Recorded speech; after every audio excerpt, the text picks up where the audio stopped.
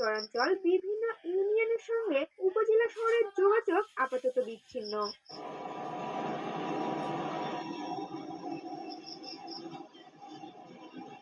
Dewanganj railway স্টেশনে গিয়ে দেখা যায় স্টেশনের চারদিক এবং আশেপাশের বসতবাড়িতেও পানি। বিপাকে পড়া মানুষ এসে উঠেছেন স্টেশনের প্ল্যাটফর্মে। অনেকেই সঙ্গে করে এনেছেন গরু ও ছাগল। আশ্রয় নেয়াদের একজন তারা মিয়া ঢাকা পোস্টের সামনে মেলে ধরেন নিজেদের কষ্ট আর দুর্দশার গল্প। আমার ঘরে পানি উঠছে, গরু বাছুর নিয়ে আমরা কই যাই, বাচ্চা থাকতে পারে না, নিজের খাদ্য নাই, গরু বাছুরের খাদ্য নাই, গরু বাছুরের কি বাসাই আমার না ওই বাড়িতে না থাকতে পারে। আমরা আছি এখানে এল লাইনে স্টেশন, এখানে আছি আশ্রয় নিচ্ছি। গরু গরু গরু খাদ্য নাই, নিজের খাওয়া দাওয়া নাই, কষ্ট ভাবে ওইভাবে আছি। আমাদের এলাকায় পানি ঢুকছে, পানি গতকালকে পানি ঢুকছে। এগুলো পানি বাড়তি, পানি স্টেশন একটু বাড়তি বৃষ্টি ঢুকতে পারে মানুষ।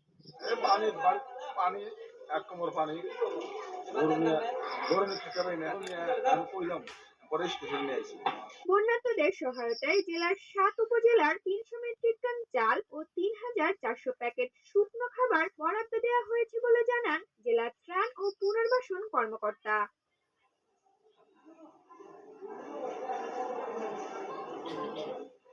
ঋতুপর্ণা চাকি, ঢাকা পোস্ট।